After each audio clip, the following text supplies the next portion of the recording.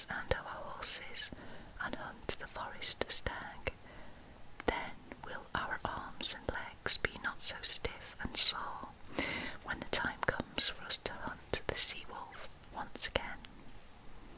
Early next day, before the sun was up, King Arthur set out with his hunting party for the forests beyond the river Usk.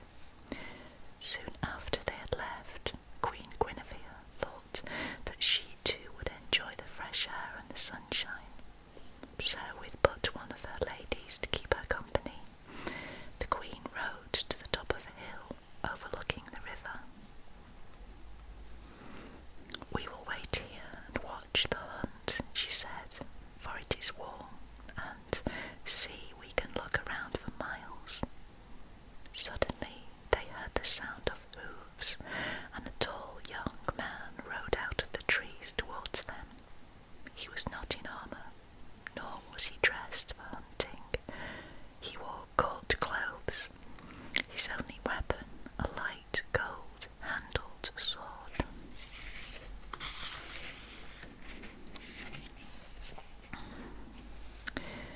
The rider bowed low to Queen Guinevere, who greeted him gaily.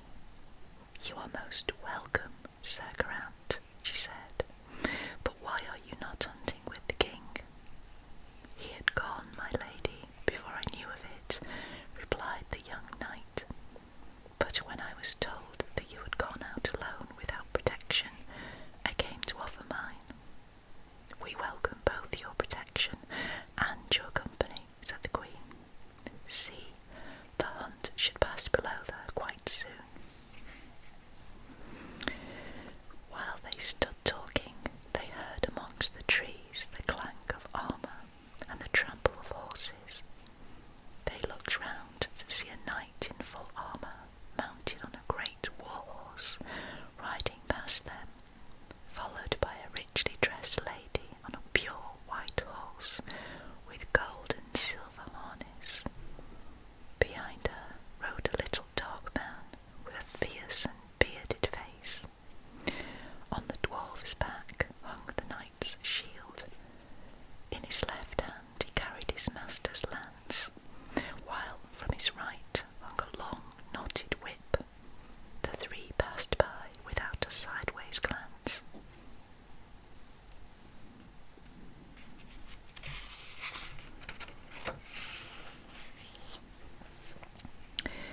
"Who is that warlike knight?" the Queen asked. "I know not, lady," for his face was covered by his helmet, and his shield was also hidden, replied Geraint. "But I will go and ask his page." He rode up to the dwarf. "The Queen would know your master's name," he said. "I will not tell you," replied the dwarf rudely. "Then I will ask him myself," said Geraint. "That you will not," said the fierce little man, "for you are not a noble enough knight to speak to him." And as Geraint turned his horse's head, the dwarf lashed out with his whip. The knotted lash caught Geraint across the mouth. Angrily, the young knight began to draw his sword. Then Geraint realised that if he killed the dwarf, he would immediately be attacked by the knight, who had stopped at the sound of the raised voices. Since he had but a light sword, Geraint knew that he would be no match for the fully armed knight. He thrust his sword back into its scabbard and returned to the Queen.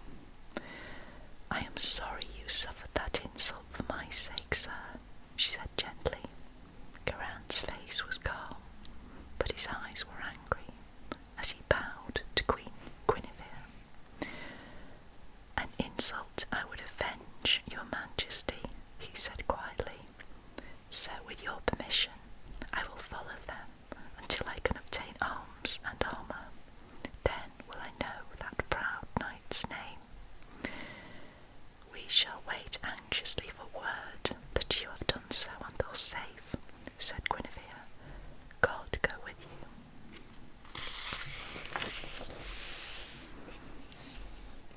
All that day, Geraint followed the unknown knight. The lady and the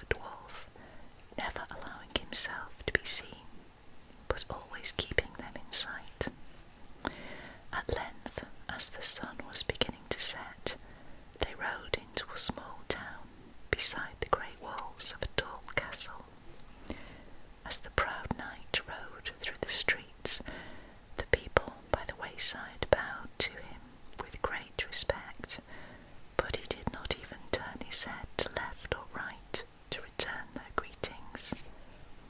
Once Geraint had seen them enter the castle and knew that they would stay there. He set about looking for someone he knew with whom he could lodge, and from whom he could borrow arms and armour. But although the narrow streets were full of knights and squires and their armour-bearers, cleaning armour, sharpening swords, and lance points, Geraint saw no face he recognised. Right through the town he rode, and crossed the stream which ran by the outer wall. There he came upon an old manor house, with tumble-down walls and grass and weeds growing high in the courtyard. Thinking the house deserted, Geraint was about to search elsewhere, when an old man dressed in clothes that had once been rich came up to him. "Is there any way, young sir, that I can help you?" he asked. "I seek a night's lodging, sir," replied Geraint, "for I have ridden far." "Then you are welcome here," said the old man. "We have not much to offer, but what we have we will gladly share with you."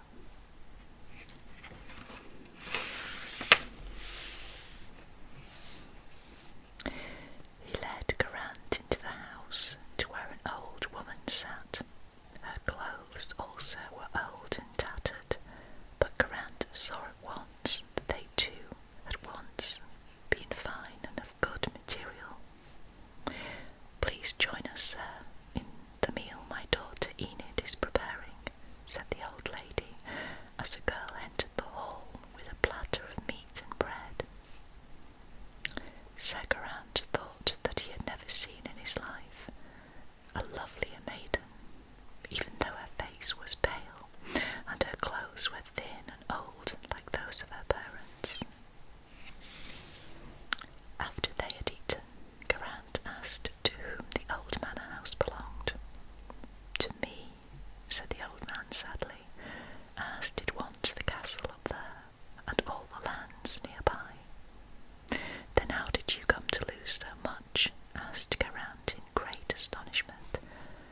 "By my own greed," answered the old man, slowly.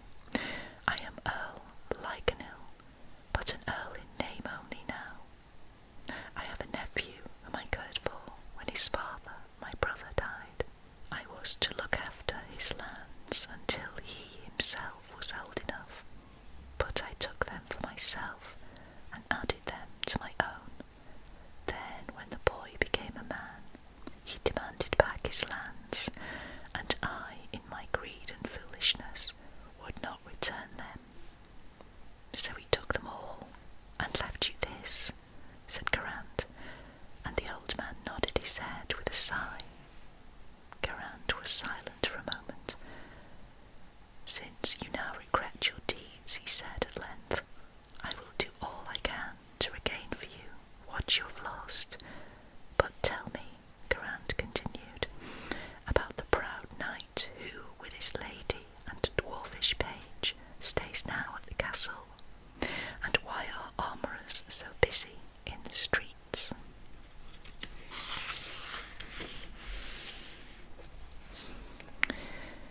"The preparations are for tomorrow's tournament," replied the old earl, "the prize for which is a falcon of pure gold.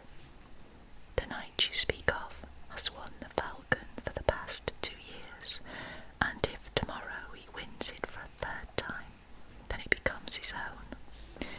Each year he stays at the castle with the young earl, my nephew, who likes him not but dares not refuse him. I like not this proud knight either, and have a score to settle with him," said Geraint. "Through his dwarf he did insult the fair queen of my lord, King Arthur, so I would joust with him tomorrow, had I but arms and armour. I have armour here that you may have, and gladly," said the Earl Lycanil. "But for tomorrow's tournament your needs are more than that. No knight may challenge for the falcon trophy," he explained, "unless he does so for the lady of his choice, who must go with him to the lists. Then, sir, replied Geraint, with your permission, and if your daughter would have it so, I will tomorrow make the challenge in her name. The Earl at once agreed, and the Lady Enid's pale face flushed as she gently nodded her head, for she had never seen a nobler or more handsome knight than Geraint. The next morning was clear and bright, the spring sunshine reflecting on the pure gold falcon set on its stand before the seat of the young Earl. A trumpet signalled for the first challenge, and immediately the proud knight rode out with his lady. "Fetch me the golden falcon," he called to her in a deep voice, "for I claim you are the fairest lady on earth." The lady was about to ride forward when Geraint cried, "Touch not the falcon yet, for I too claim it for the Lady Enid." As Geraint rode out onto the field, all the spectators laughed, for he wore an old and rusty suit of armour, of a style long since out of fashion. The shield he carried was also rusty and bore no design, so that none there knew who he was.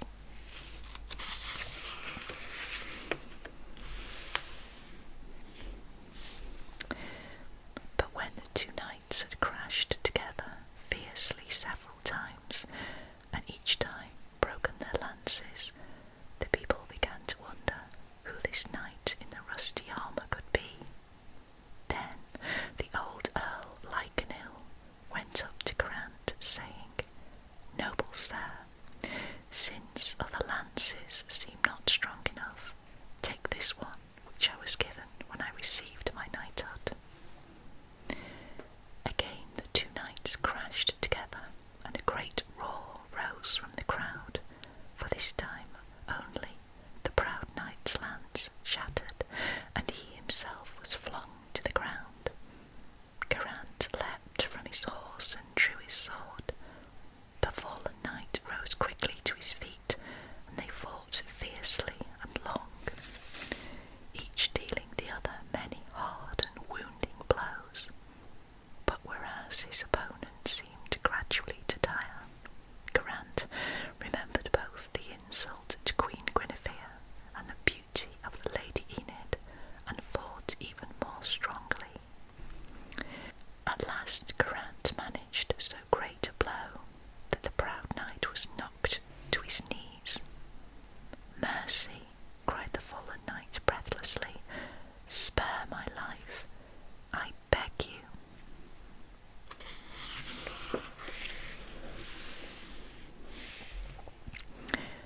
"Why should I spare the life of a knight so proud that he insults the Queen?" asked Geraint coldly. "I admit my fault, sir, and much regret it," said the fallen knight. "Spare my life, and I will change my ways." "Go then to Queen Guinevere at Camelot, admit your fault, and make that promise to her. Tell her that Geraint of Cornwall sent you." As none of the other knights there would challenge so fierce and famous a fighter, Sir Geraint was presented with the golden falcon by the young Earl, who then invited him to the castle. "That I will not," replied Sir Geraint in a stern voice. "I will go back to the old manor house."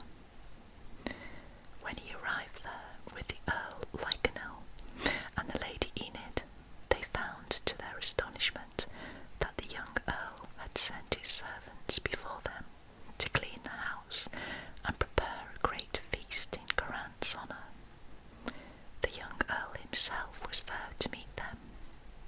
"Dear uncle," he said, kneeling at the old Earl's feet, "may I now, before this most noble knight of the Round Table, return to you all that is yours by right, and ask forgiveness."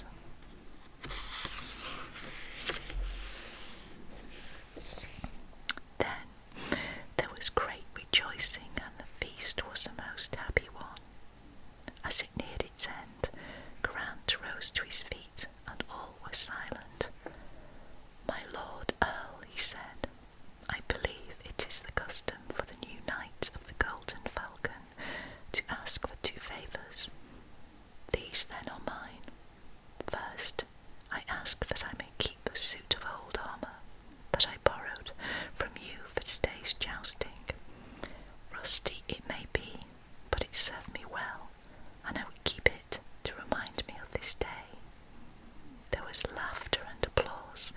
As Earl Lycanil smiled and nodded his head. Secondly, my lord, went on Geraint, I ask for the greatest gift a father can give, the hand of your daughter Enid, if she will have it so, for I do truly love her, and would take her with me to Camelot and marry her. There was great excitement as the old Earl rose to his feet. His daughter's happy face gave her answer, so he took her hand and placed it in that of Sir Geraint, the Knight of the Golden Falcon. The end. Well, I hope you enjoyed that little story. Next time, we'll continue with the wager of Sir Balin and Sir Bors. This has been